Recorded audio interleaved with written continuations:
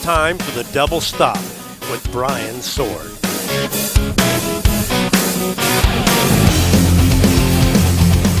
Welcome to the Double Stop. I'm Brian Sword. This week on the show, I have guitarist Jon Levin from Dokken. Now, Jon's an interesting guy. He's been the lead guitarist in Dokken for over a decade, and his history goes way back to the late 80s with Doro, but I don't think his story has really been covered. And if this show has any real pattern, it's me trying to get guests whose stories are not really well known. I think the thing that's most fascinating about Jon is that he's also a lawyer, and he has been for a long time. So when Dokken goes out on tour, he's got an office set up in the back of the bus and is doing his work. So this week is the story of Jon Levin, a guy who can shred with the best of them, but can also give you sound legal advice. On the ground, what will you rule in the end? A burning empire. I'm from New York. I grew up on Long Island, a place called Woodmere. And I had a very musical family. There was a very big grand piano in our living room. And as a very young kid, I started tinkering on that, and I had a few piano lessons. And that's how it started for me on the piano. And then from there, I went to violin, which I didn't stick with for very long at all. And then from there, I went to trumpet, which I actually was a good horn player. And then in fourth grade, when I think I was 9, I went to a friend's house. He had like a pretty cheap electric guitar with a little amp and a book called The Beatles Complete. And I saw that book, and I started looking at the chords, and I learned how to play one of the songs, not well, but I started tinkering around with that. And then there was an old acoustic guitar I found in our basement, and I started messing around with that, and that's how it started. Then from the Beatles, I discovered the Rolling Stones, and then I was hooked in. Everybody I talk to, it's either the Beatles or Kiss, every time. Oh, I got the Kiss next. Do you want me to go further? From there, I found other bands. So I went from the Beatles to the Rolling Stones, then to Kiss, and I had the giant Kiss poster on my wall, the 5-foot one with Ace with the smoking guitar. Sweet. So I was really all about that for a number of years, and then once I heard Eruption, everything changed for good. Now, you started on a crappy old acoustic from the basement. How long before you got something where the strings weren't an inch off the fretboard? Oh, you're right. When I was 11 years old, my dad, so I started at 9 on that acoustic, or there, right around there. When I was 10 or 11, I can't remember which, my father bought me a better acoustic guitar, which I wish I still had today, just for the memorabilia factor for me of it, And that's when I had something that was a better playing guitar. And then I won a raffle at a local music store, and I got a better acoustic guitar. And then I got my first electric guitar when I was probably, it must have been 11 when I got the first electric. It was the Univox High Flyer, which was like a copy of a Mosrite. And then I had that till I was 13, and when I was 13, my dad bought me a Gibson Les Paul, which I still have today. I'm the original owner of it. Wow. It was 1979 Les Paul Custom. I still have it, and I still play it. It just weighs too much. No wonder why my shoulder got messed up. The thing is at least 10 pounds, and I was just a little kid. Your dad must have thought you were serious if he's going to buy you a Les Paul at that age. Yeah, I guess I was serious. I remember going with him. I didn't even know what a good guitar was. I just knew I wanted a Les Paul. Luckily, that was a good one for me. I went to the local music store. They had a black one and a sunburst one hanging up. I was 13, and I picked the black one because I knew that's what I wanted. It's not even like I knew which one sounded or played better. I just knew I wanted the black. So I took the black one, and my father paid $640 in cash. That's how much it was. I remember it exactly. $640 in cash when I was 13 years old in 1979. I wonder how much that's worth now. That guitar? Yeah. I don't know. I don't think they're worth a fortune. Maybe they're worth like $3,500.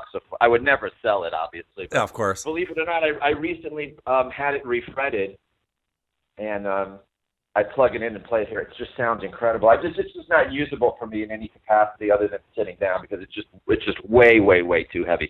The current guitar I'm playing live now is a special guitar that's made for me. It weighs 4 pounds. Oh, wow.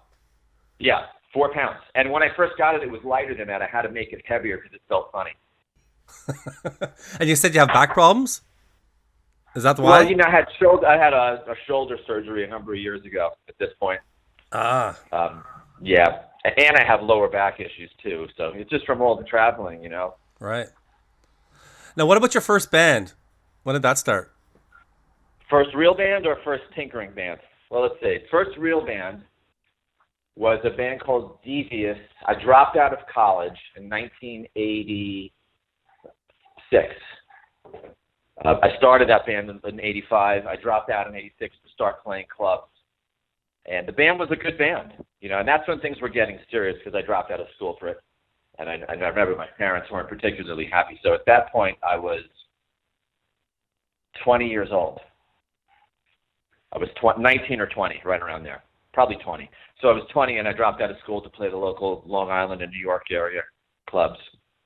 And that's how things started for me, because my friend Tommy Henriksen came to one of the shows one day. He was also from Long Island, but he was already in a band called Warlock.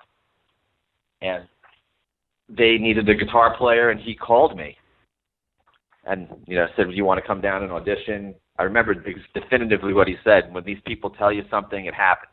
I'm like, "Okay, I'll come down." So I learned some of the songs. I went down to SIR New York, and I auditioned. Not, to be quite honest, I wasn't like really thinking, "Oh, this is a gig I'm going to take or do." I didn't really know much about the band, and I was just doing it because I thought it would maybe give me some leverage against the band I had at that time, that things weren't going the way I wanted, you know. And the next day, I got a call from this guy, Alex Grove. I remember thinking, "Who's Alex Grove?" So a woman called me and said, "This is somebody, whatever her name is, from Alex Grove's office. Alex Grove wants to talk to you." I said, "Who's Alex Grove?" And she goes, "Oh, he manages Doro." I'm like, "Okay." So anyway, I ended up getting in that band and touring Europe. So ended up making a record, and we did a really big headlining tour in Europe, and I did my first arena that year. We opened up for Ozzy in Dortmund. Now, I think most people in North America know, like rock fans will know Doro and will know Warlock, but at that time, were they primarily a European band? Like, were they really successful in North America? Well, she had just had that Triumph and Agony record with a song called All We Are on it. And I remember the video. They shot it in the LA River Basin. And that video gained a bunch of traction on MTV. Right. And the record, I think, went gold here. Okay. If you hear some dogs barking in the back, let me know. They're mine. Okay.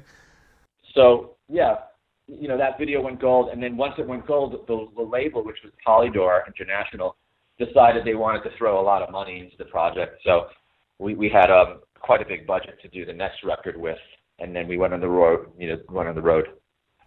Right. So that's what happened from there. Was that around the time of the name change as well, from Warlock to Doro as a solo artist? Yeah, well, they called it Doro and Warlock. I think there might have been some trademark issues, like every band seems to get. Yeah, I think that's what happened there. They had a trademark issue. So she went with Doro and Warlock, I think is what it was called. And what was the experience like for that record? Was it already written when you joined, or were you involved in the writing process? Yeah, no, it wasn't written at all. There was a producer, a really nice guy. His name was Joey Ballin. And he lived in Manhattan, and Tommy Henriksen and I used to go there 5 or 6 days a week. We would go to the city, and we would all write songs. So I actually got, I think it was just one writing credit on that record. But, you know, whatever, it was a start. And was that your first time in a real studio? It wasn't my first time in a real studio. The club band I had, we recorded quite a bit of material in a real place, probably an album's worth. But that was the first actual album I would record. I was 22 when we started that one. That was 88, I believe. It was 88 when we started it, and I turned 23 when we went in January when we were recording. We went on the road that March or April or May or something like that. And we shot 2 videos for that record. Yeah. I know we're bouncing around in timeline a little bit, but it sounds like your band you had before joining Doro was definitely more serious than I thought at first. So you did a bunch of recording. Like how close did you guys get to being signed then? Very close. We had someone came down from Clive Davis's office. Oh wow! And they were authorized. They called us first because he'd been watching us, and he said, we love the band. And if we come down, Clive apparently said to him, tell them that they have to get a keyboard player. And if they have a keyboard player on stage at their next gig, then we're going to sign them. Oh, wow. And, like stupid kids, we didn't want a keyboard player. So we probably should have put the keyboard player in the band, but, wow. Whatever.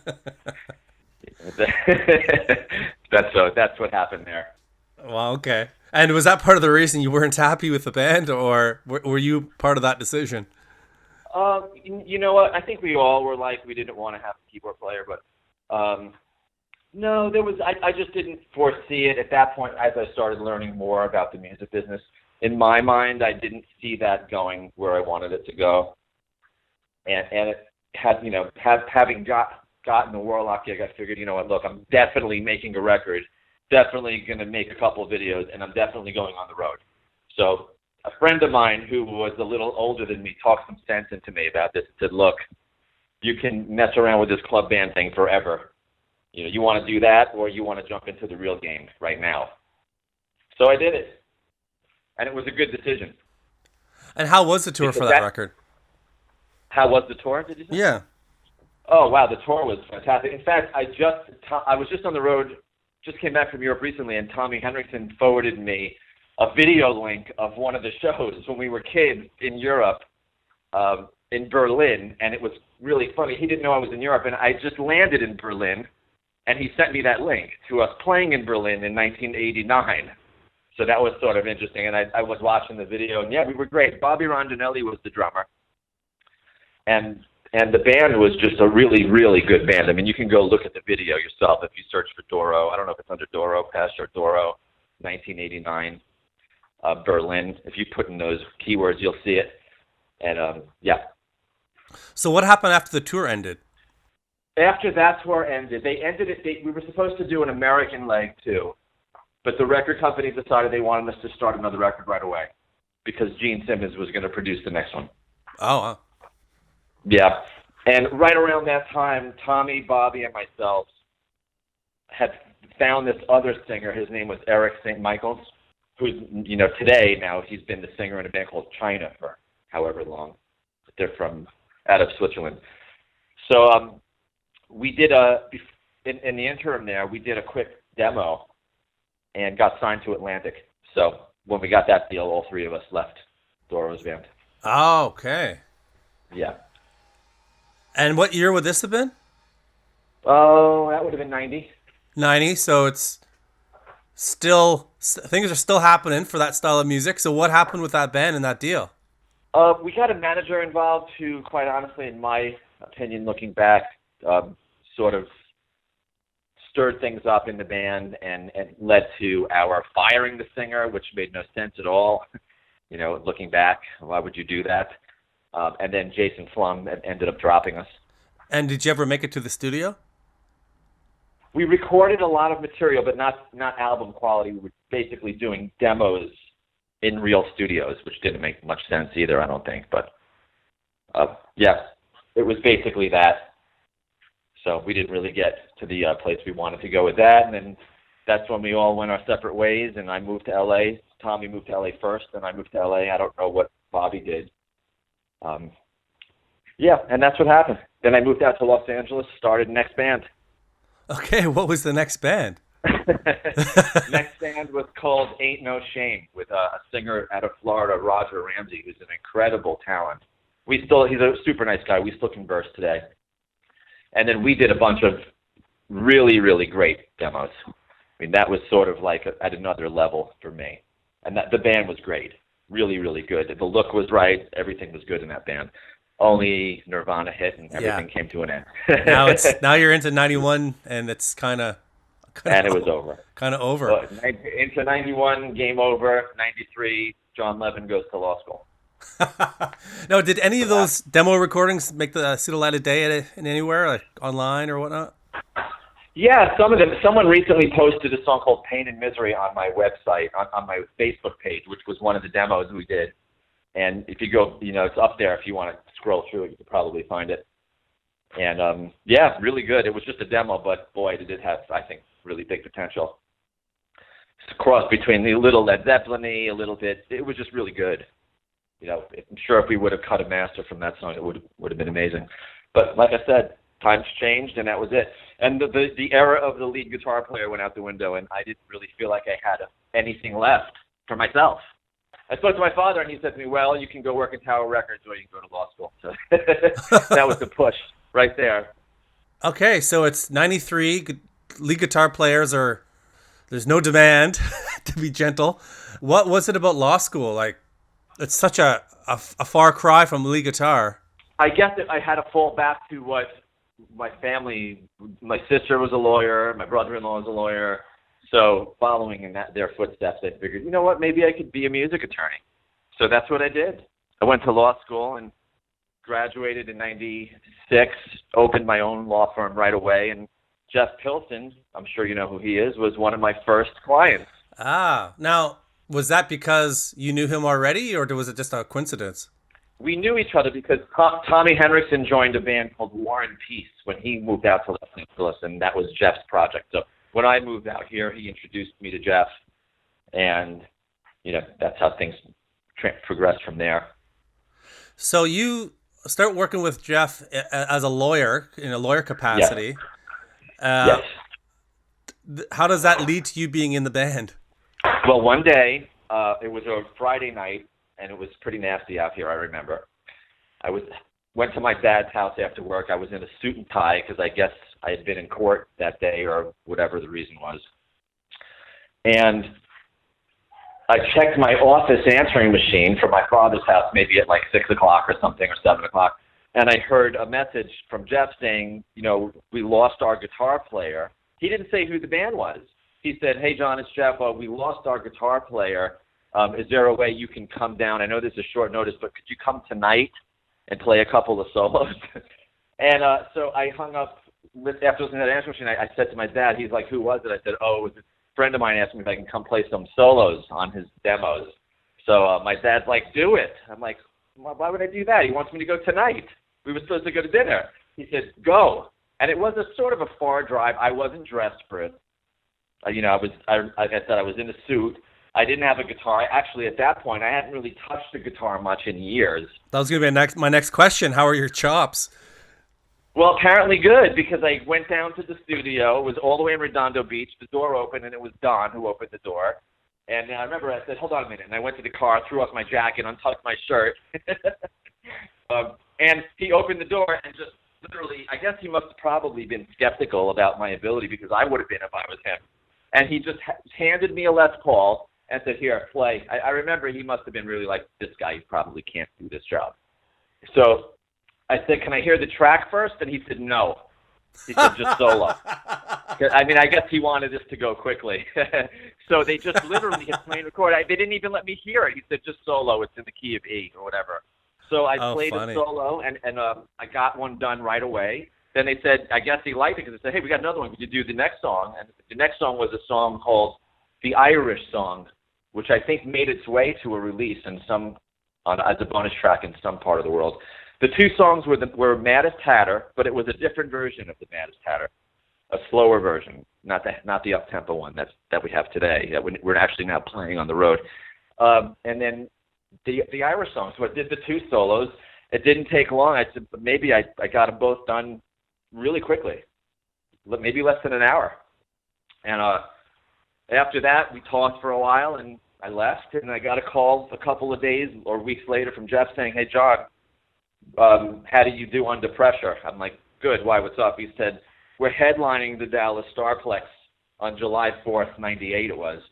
He's like, can you learn the set and do this gig? I said, yeah, let's go. So he came to my house a couple times. We went over the songs. We rehearsed a few times.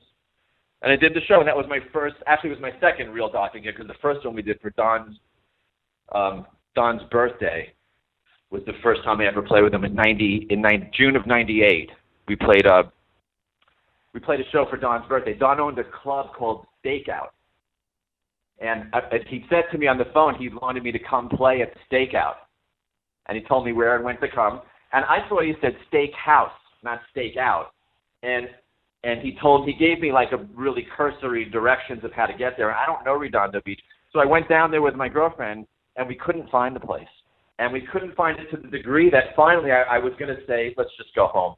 Because I don't think at the time, it was different back then. I don't think I had a cell phone. I didn't know anyone's number and so forth. So I was literally turning around to go home. And I thought if I, had I not have made that gig, I'm sure they would have been like, forget this guy. You can't miss a gig. So I was turning around to go home. And then my girlfriend at the time, Kim, she said, wait a second, what's that? And there's a bunch of people over there in that parking lot. And that was it. Thank God. Oh, wow. Yeah, and I went in there and I played like the show with them in the club. It was a lot of fun. And I remember Cece was there that night in rare form as he was back in those days.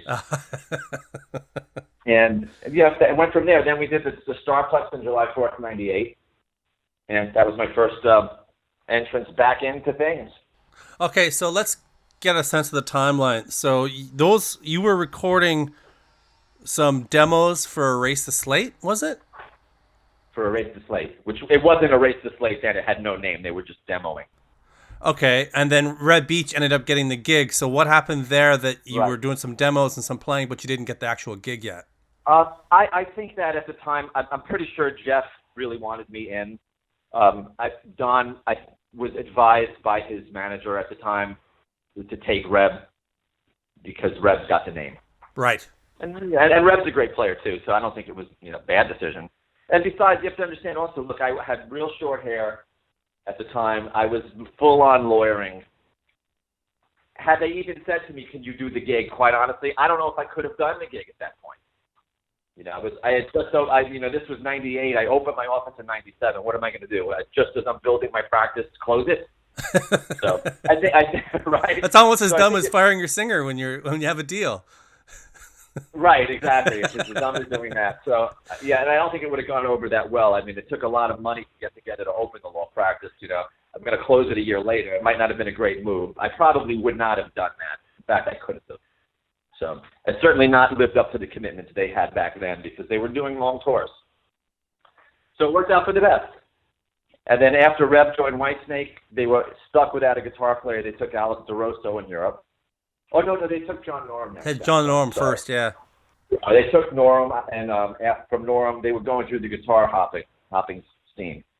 They went from Norum to Alex, and then they were on the Whitesnake tour with Alex. I think they took Alex. He's a very nice guy, Alex, but I'm pretty sure that they were really pressed for a guy. They were in Europe when Norum quit or left, and they had to finish. They were in the middle of a tour. Yeah. So Alex was the perfect choice. He was there. And then they finished the tour, and then they started looking for a guitar player for real. Was that when you come into the picture? Yeah, sort of. Don called me, a number of months after that. We had been speaking from there on, and he was sort of gathering his information to figure out what he was going to do, and the discussion started coming up, and then at that point it was 2000 and. You know what? Let me back up. Actually, after they got DeRosso, they used me for a number of jobs in America because I guess they didn't want to bring Alex over because it's maybe too expensive for the tickets. I remember doing like 10 more shows between 2002 and 2001, 2002, like right around 2002. I did around 10 gigs with them, weekend things, nothing major. And then it started to become to the point where Don's like, look, is there a way we could talk about you doing this? And I said, maybe. Let's talk about it. He said, can you fly? We're on the road. I'm going to bring you to Vegas. Come see the show, and then let's discuss it. And I think at that point, he already had decided in his mind he was going to make the move. I flew up to Vegas. I watched the show, and he basically he got me a hotel room. He came through and said, look, can you do this? And then I basically said to him, at this point, I think I could pull it off. I had my practice established, and it turned out that while I had done some litigation early in my career, my legal career became entertainment transactions, which were contractual. And to do contract work, I could do those from anywhere. So I joined the band, and I had a makeshift office set up on the tour bus. I had a printer, laptop, phone. Back then, the phone wasn't as good, but it was able to I remember you plug the phone into the computer. I was able to get email. I don't know, some crazy thing. I would use it as a modem like that. I remember, yeah. with the program, I was able to, which I thought was really incredible, see emails because of my phone at the modem through the computer and stuff.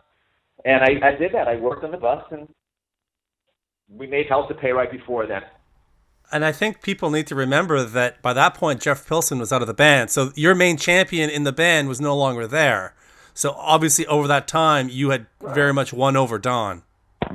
Yeah, I must have. That's a very good point. See, I didn't know that it was really Jeff. Well, I did know Jeff was pushing me, but I didn't know what Nick or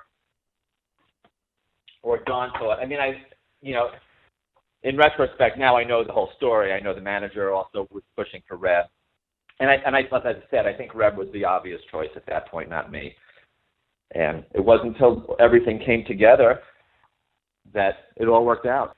You jump into the studio, or at least in a rehearsal room, to start writing Hell to Pay. How was that process, and how was it working with Barry, who I've had on the show as well?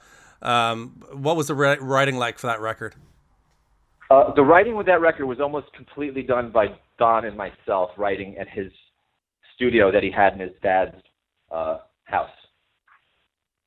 So that's where we wrote most of it. I mean, there was some side artists, some other people who contributed. Maybe Barry is on a couple things, and maybe some other people. But that was done by Don and myself. We were there, all the time working on that record together.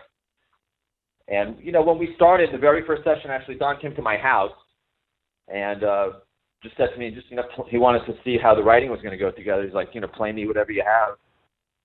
And, first riff I played him, the very first riff became a song on that record. And the song was called Letter to Home. I said to him, do you want me to play riffs that I think may fit for the band? Or he said, no, I just want you to play anything. He said, I don't want this record to fall into any mold. I just want it to be music that we like. So don't worry about a style and just play me whatever you got. In terms of your style, obviously it's a perfect fit for Dokken in terms of the resemblance to Lynch. Is that by design, or is that how you play? It's how I play. It's not by design. But I quite frankly, there's a lot of facets to my style as a guitar player that are largely unknown to the public. Mm-hmm. I'm a blues player too, and I have a blues style as well that it just doesn't come out much because it doesn't lend itself to that on these Dokken songs. But I have that. So at some point, I'm probably going to start posting a couple YouTube clips of other things I play, other styles. But when I grew up, I grew up from the Eddie Van Halen, and then I was a George Lynch fan too. So he influenced what my development was as a kid. What was your experience like in the studio for that record? Was it a little bit different than the last time when you were just told to play it solo blind? It was very different. The last time when I first went down in '97, '97, Don had a full-blown, beautiful recording studio in Redondo Beach. I forgot what the name of it was. 710 maybe? 710 Studios? It was a full-on, beautiful recording studio. It was a giant area for a rehearsal, another giant library. This place was one of the biggest studios I'd seen. It was big and real. And then I guess he sold that. They did a bunch of famous records in there, but he sold that, and then eventually he just set up a Pro Tools room at his dad's place. Everything was becoming Pro Tools, and I think everyone realized that you just don't need all that. I'm sure he was paying a big rent for that place. So it just, everything, like most studios, it became unnecessary. So we worked on Pro Tools. And it was great, and it was easy. And we had an engineer named Mike Lesniak come over, who was a great engineer. And that's how that record got done. And we did it, we did that one like the traditional way. In other words, we did all the songs on demos, then everyone learned the songs, and we went into Total Access and actually cut live tracks. There was actual... Oh, really? We cut actual live drum tracks and so on and so forth. Like it was a real record. And you worked with Wyn Davis on that, who I've also had on the show. So what was your experience like working with Wyn? Oh, it was great. Wyn's a very talented guy. He's worked on almost every Dokken record, and it was a great experience. His studio's great, and he was great, and a lot of fun doing the record. And then when the record comes out, how extensively did you tour it? Well, we had the record done, and we were told that we got the Cinderella tour for the summer. So everything fell into place until right before we were supposed to go on the road, like 6 weeks before Tom Kiefer, I heard his voice, canceled. And we had to do an immediate rush book for a tour for ourselves and ended up doing really all clubs.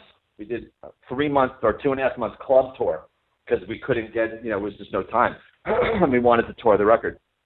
So that's what happened there. The next summer, again, we were supposed to go out with Cinderella, and I think that same thing, they canceled again. I think. That was my recollection. But I know in 2004, they canceled. Yeah.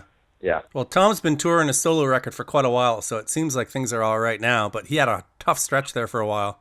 Oh, he's doing amazing now. We played with him this summer. He's singing incredibly. It's quite a comeback story for him because he seemed pretty down and out there for a while because there was a lot of canceled tours. Was there? I mean, I don't know the ins and outs of it, but my recollection was that they couldn't do that 2004 tour. But like I said, singing incredibly now. We played with him this summer. It's great. And that would have been your first tour, as you said, with the law firm in the back of the bus. How did that work out? Was it good? Yeah, it worked out well. I was really able to do it. I just set up shop during the day, and there's nothing to do on the tour bus all day. So the bus was parked when I'd wake up. I'd have breakfast.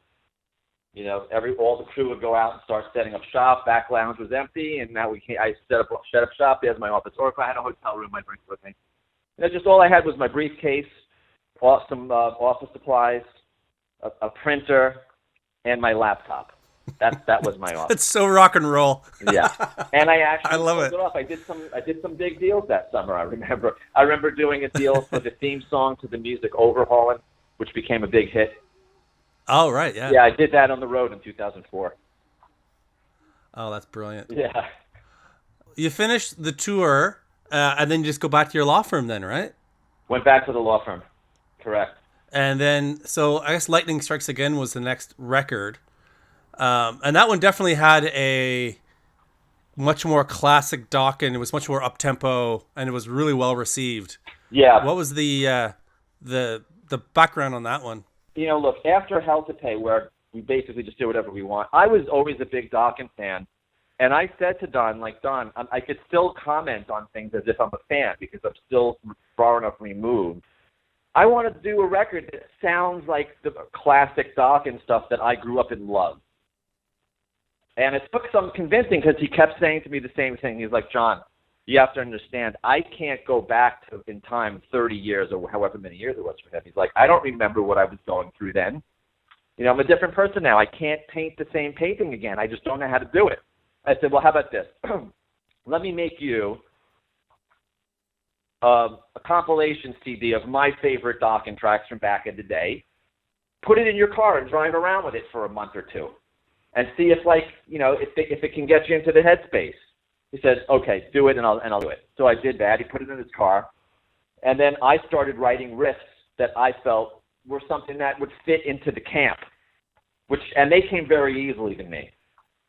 So he came over, and I said, you know what? I got a ton of music. I'm going to just play you riff after riff until we hit on one that you feel like strikes a chord with you. And that's how it went. Do you remember what the first song was? Oh, boy. Do you have a track listing in front of you? I could probably figure out if I looked at it. I do have a track list, yeah. Standing on the Outside. Yeah, it wasn't that one. Give Me a Reason, Heart to Stone, Disease, How I Miss Your Smile, Oasis, Point of No Return, I Remember, Judgment Day, It Means, Release Me, and This Fire. Okay. The first couple I had Heart to Stone, and I had Give Me a Reason. Heart to Stone, Give Me a Reason, and This Fire were the first three I can remember. And I'm pretty sure the first one I played him was Heart to Stone. Oh, I had Oasis pretty early, too. Yeah, I had Oasis. And I want to say the first one we might have worked on was Oasis. I had that riff. Yep, I think it could have been that one. How long did it take for him to get excited and into this? I want to say right away. We just launched in. I don't remember there being any. I don't remember, there being any glitch. I think I had a bunch of material, then, he got in it, and he had a bunch of material, and we started just having at it, and, next thing you knew, we had a lot of material. And we did that record, we did a lot of that in my place. I bought a Pro Tools studio at that point, and we did a lot of the demoing. We did that record differently. We actually demoed everything with the drum machine. And once we had the demos done, and we demoed it, it was a little bit of a pain in the neck because we do an initial demo of every song, then we do a better demo of every song. And then the better demo ended up, we went into a real studio, and I put the rhythm guitar tracks, we recorded all of the parts then for the record onto the better demo. Do you understand? Like, we would just replace those parts with the real tracks. And once all the real tracks were in, except for maybe vocals, then we had the drums on top of the track. That's how we did that one. A little bit backwards, but it worked. It was very time-consuming also, but it worked. And, I still have actually some outtakes from Lightning Strikes in my computer here that didn't make the record. And they're pretty good, too. That whole record just came together pretty well. And I cut almost all the guitar parts here. I remember I set up a Marshall in my condo. We put a blanket over it. Wynn Davis came over and set up some mics. We ran the cabling from one side of my condo to the other side. And we got this thing called the Power Soak. And, the Power Soak was able me to turn the amp on 10, but keep the volume lower. So you got to sound like the amp was on 10, but it wasn't pushing that much air to drive my neighbors nuts, which was still driving them a little nuts because it was still a little bit loud. I mean, let's be clear. It's still like on 4 or 5. It's still pretty loud. That Marshall head I used for that record became a pretty known head because all my friends loved it and everyone borrowed it. State Blades used it from LA Guns. Tommy Henderson used it on this Motley Crue tour for most of the tour or half of the tour. And everyone who borrows that amp, I seem to be the go-to guy to borrow gear from. And everyone loves that head. It's a good one. It doesn't sound like any other Marshall from that era. It's a JCM 900. Not to get into gear talk too much, but I typically don't like JCM 900s at all. And I'm more of I like thicker sound than that. And for some reason, this one just sounds peculiar. It doesn't sound like anything like you'd imagine a 900 would sound like. So, and I thought it really was the appropriate sound for the more vintagey Dokken. So that's what I went. Right. Yeah. Now, is that because that particular model and year sounds that way, or was it just one freak one that came out of the manufacturing plant and has a bit of a different sound? It was a freak one. And I don't know if the person who owned it before me, because I bought it used, had found it in Guitar Center. I don't know if the person who owned it before me modified it. There's no visible modification. But, I don't know why. Typically, those amps have no bottom and just sound terrible. And this one has bottom end, and it sounds vintagey and warm and big. And, I did all the rhythms and lead with that and basically one guitar. This one guitar Charvel made me, which I don't play live. It weighs 12 pounds. It reminds me of a story I just heard about Eddie Van Halen, how he was on tour and his legendary amp head didn't arrive at a gig one day and it was gone for 6 weeks. The shipping company lost it. And they thought it was gone forever, and it just showed up one night. They finally found it and arrived at a show. And he never toured with it again after that. It's always, been locked in 5150. That's probably a good thing that he retired it. Yeah, I still have a bunch of amps that I really like. I don't get to use them much anymore, simply because when we tour, I use rented backline. But I still have a bunch. I have far too many cabinets actually. I got to get rid of them. They're just stacked in my closets. Yeah, I got a ton of cabinets and one that I love, and the rest it's like I could care less about. Right, and those are the things that take up all the space. Yeah. So Lightning Strikes again, massive response to that from the fans. The fans loved it. How much confidence did you have when that album came out that the fans were going to dig it? Oh, I knew 100%. I knew I was driving around when I got the original masters back and I was listening to it. I remember I was put in my car. I pulled over in a parking lot, and I was listening. I listened to the whole record, and I remember thinking, it's perfect. And he nailed it. I remember, I was thinking, it was the first time I heard the mixes, and I remember thinking about what Wynn did. I'm like, he nailed it. It couldn't be better. It's perfect. I was happy with everything. The record had punch. I liked the guitar sound. I think the mixes were all good. I think the treatment he did on my guitar solo sound was perfect. The vocal treatment was perfect. The record wasn't too boomy. So I was really happy with it. I really was. Now, I recall around that time hearing Don talk about the re-record record. Were you doing it at the same time as this one? Was that a parallel thing? I think so. I think there was some overlap. I should also say this. When I heard The Lightning Strikes Again, I remember thinking this is the first time in my entire career that I finally recorded something that I feel like I'm happy with. I have a tendency to be overly picky, and I finally felt like, okay, I like this one. I really am proud of it. There's not anything, that's making me get turned off to the mix. And I'm pretty sensitive to that. It doesn't take much for me to be like, oh, I hate it. Yeah. Yeah, the song could be great, mix could all be good, but there's just too much bottom end on it, swallowing things up. I'm like, I hate it. I don't like the treatment I don't like that overly bottomy treatment. I don't like that. And that happens. The people that master records have a tendency to do that. So, you have to watch the record at every step of the way. It's impossible because you got to make sure the mix is right. If the mix isn't right, you're done. The mix is right, the guy ruins it in mastering if you're not careful. You got to watch every single step, and it's very difficult to do that. Very difficult to do that. But I was happy with everything on Lightning Strikes Again. It's a listenable record for me. And for the tour, I don't recall, how heavily did you tour it? Oh, really heavy. We did the Poison tour that summer. Yeah, we had that's it. Yeah, that's 2008. Right. We did a full arena tour. That's right. That was one of the bigger tours of that summer, in fact. So you're touring a record you love on a huge tour. Yeah, perfect. Stars, moon, and sun all aligned, and that's what happened. That's right. And the record, and I did the legal work on that, and we got, it was a Warner Brothers, Real Rhino, which is Warner Brothers. That's who put it out in America, so we had a real label behind us. We had exactly, everything. And this is 2008. There's not too many bands from that era that are still pulling off. Right. A major label in the States. The head of legal affairs there was a friend of mine, so we got treated really well. It was all good. They put real money into the promotion. So it was like everything came together. And then, so we discussed it briefly, the re-record.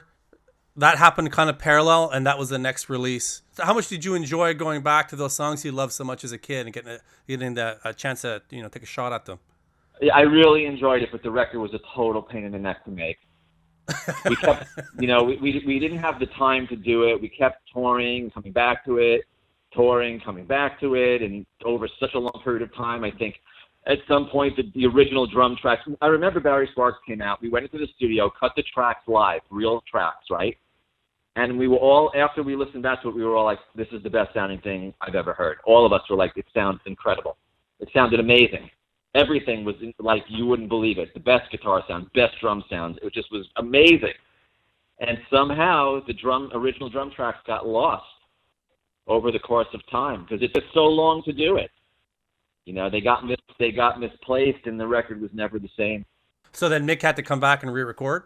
I don't remember how they did it. Yeah, well, Mick would have done it, but I don't know what Don did to finish it.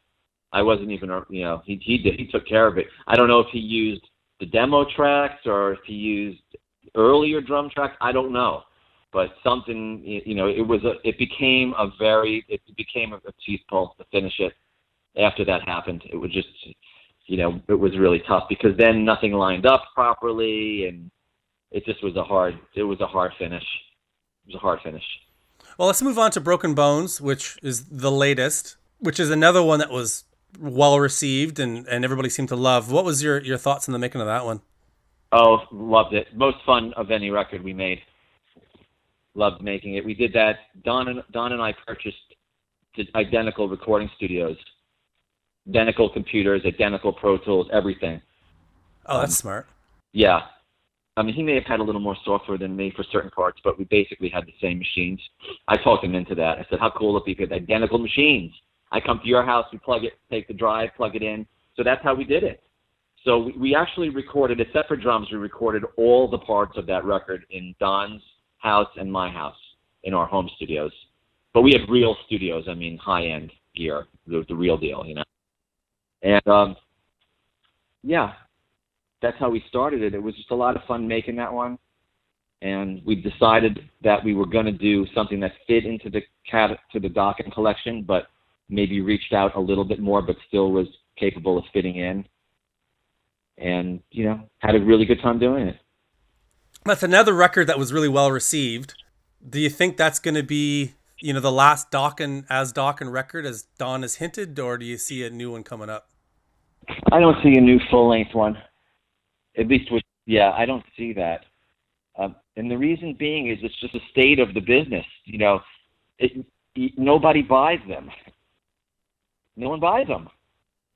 So it's like, how can you justify making it? We justified the last one saying we just wanted to do a piece of art, and that's great. But no one hears it, collectively. No one buys them. No one hears them. So what's the point? I think you can argue that people hear them, but they certainly don't buy them. With live streaming and you know, pirating, I think lots of people hear the records. I just don't think anybody actually shells down the money. Do they, you think? I don't know. I don't know about, like, basically the statistics of that. All I know is just by when I do look at, like, the amount of hits on YouTube and wherever, you know, it doesn't seem overwhelmingly big to me. Certainly not enough to justify doing it. And just because someone has a hit, that doesn't mean they learn to listen to the whole song. They could have listened to 2 seconds of it. You know, sure. Someone's buying it. It's likely they're going to listen to the whole thing. You know, at least I think they're going to listen to it. So that's what the problem is. And the budgets have become smaller and smaller. So you know, you're really doing it for largely free. And the way we make records, because Don and I like to take our time and do a good job, it takes a long time. We spent, like, basically a year on Lightning Strikes Again. We spent a year on Broken Bones. You know, for me, my favorite one is Broken Bones. I mean, I really think that one, for me, that's the best one. And the way I recorded the guitar parts was different for that one. I had a different approach, and I like it the best. I don't like the final product the best. I wasn't happy with the master. I feel like the mastering killed it. Not all of it. For me, it killed some of it. I feel like it... Right at the end. Yeah, right. See, like I was saying, you got to follow it through all the way to the end. I feel like some of the tracks got too bottomy, and it swallowed up, you know, and then they tried to push the vocal over that, and you ended up with, it to me, became a mess. Not all of it. And I don't think, you know, a lot of people who hear it, you know, it's sort of strange. On certain stereos, it sounds great. Certain cars that can handle that much low end and tighten it up and compress it, then that's fine.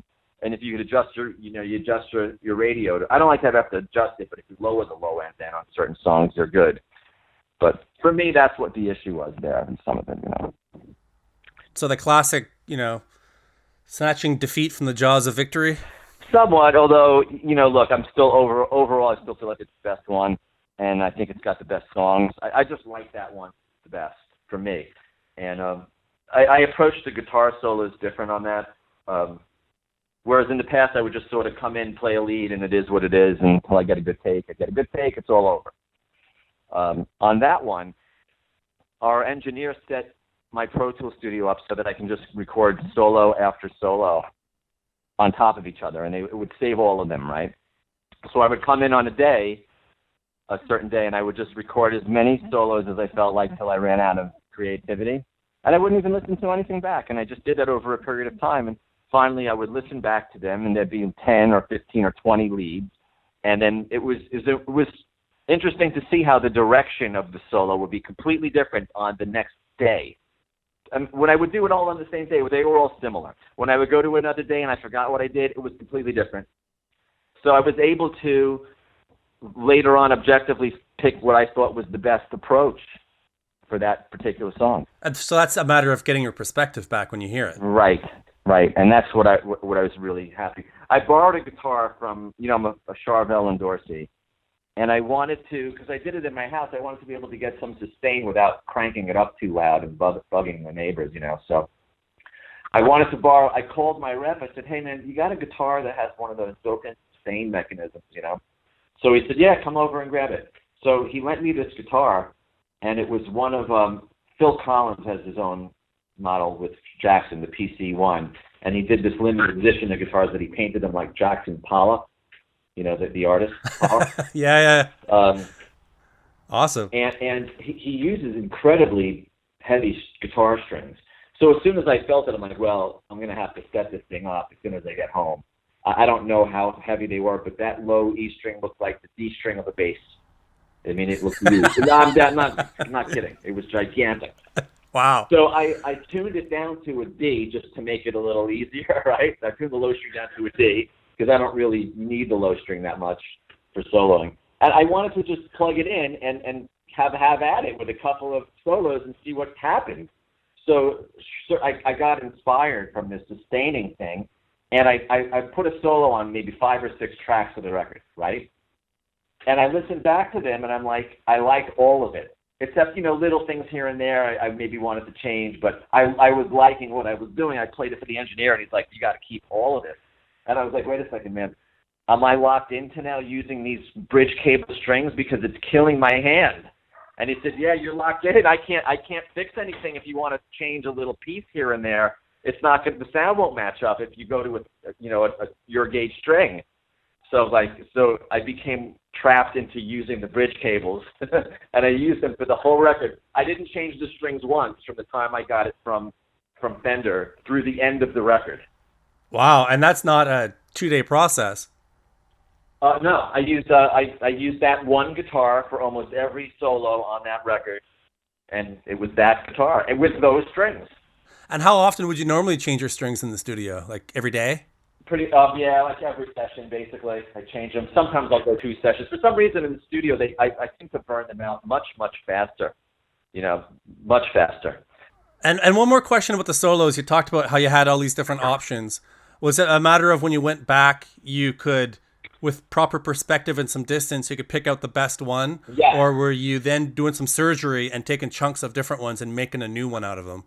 Sometimes, you know, I would always pretty much pick the direction. Like, in other words, it's 5 solos of direction 1, 10 solos of direction 2, and then I would always have either Don or our engineer with me, because you never, you know, I always like an outside perspective, because you have to have I always believe you got to have the outsider you trust listening, you know.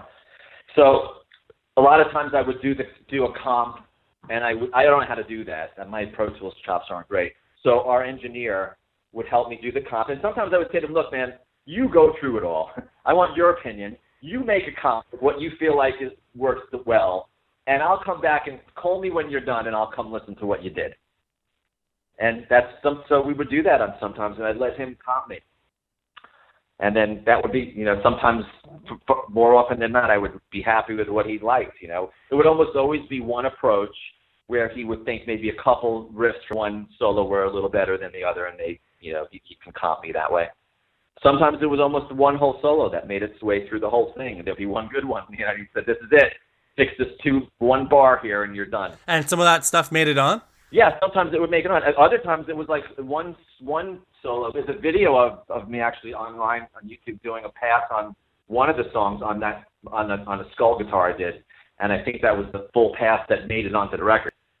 So there was sometimes that it was a whole pass, but you know, for the most part I did it the way I told you. Then I would bring it over to Don and get his opinion, you know, and see what he thought of what I did. And Don's a pretty good guitar player. Has he ever played any guitar on the records you've been on? Yeah, sometimes he'll do some rhythm. Yeah, he did rhythm on a couple things. You know, not exclusively. I mean, he did some rhythm parts. Mm-hmm. I mean, there was always my rhythm on there, but he did some rhythms. Yeah. Right. But I trust his opinion, you know. He was pretty much happy with everything I did. I remember there was one solo he had me change one little part, and one solo he thought was a little long, which I agree with him that we cut clips down, and that was it. So that brings us up to today. You're still doing shows for this record. What does the future look like for you in Dokken, and perhaps you in any outside projects you may be thinking of doing? Well, the Dokken thing, I think what we're talking about doing is not doing a record, but maybe just doing like an EP and some videos, like 3 songs or 4 songs, and then a video for each song.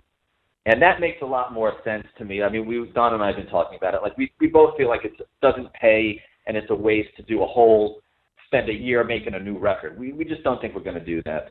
But it does make sense to do, want to do, an EP, put a video out with a song for each one. I think that's something that can bring the fans new music and give them a video to do we'll do with each one. And that's something that I could do since it's not the hugest time commitment, and we could really make the songs amazing because we're only doing, a handful, and we can do that within a reasonable period of time, Yeah, that makes a lot of sense. And with a band like Dokken with so much material, it's not like you're going to do a new record and do 5 new songs in a live show. So if you do an EP, perhaps you can you can do the whole EP on tour. Yeah, we could do it. Well, even when I'm not in the writing mode, anytime I create a riff, I record it onto my cell phone. So even right now, I have 30 or 40 things. So when we're ready if we're going to start, I'll just start going through those. And I guarantee I already have ideas to start the process, and I'm sure Don's got his own ideas when we're ready. So that's probably where we'll be heading. And as we finish up here, in terms of your work balance, now that you're quite a few years into the balance of the musician and the lawyer, have you still managed to make it work, and is the balance still good? Yeah, it's still good. It's a little harder now because there's no more really entertainment law that we need to do contract work on. So most of my work as an attorney now is a litigator. I litigate family law cases, divorces, and they're more time consuming. So it's become somewhat more difficult to juggle. And it's court now too. Yeah, although I did it this summer. I mean, it was doable because most of our show, the way we tour now, it's really mostly just weekends. That's very true, but Dokken has always seemed to manage to get on big tours, like Whitesnake tours and Poison tours, so I would expect it's only a matter of time. Yeah, it could be. It could be. If when that bridge comes, then I'll cross it down. I'm sure I'll figure out some way of doing it, but, we'll see when that time comes. Hopefully it'll work out. That was Jon Levin. I hope you enjoyed it. Dokken are still out there supporting the latest record, so check out DokkenCentral.com for dates, and to learn more about Jon, you can check out JonLevin.com. That's it for this week. If you liked what you heard, please leave the show a 5-star rating on iTunes. And if you want to email in some guest ideas, you can reach me at brian@thedoublestop.com. That's it for this week. I'm Brian Sword. Thanks for listening.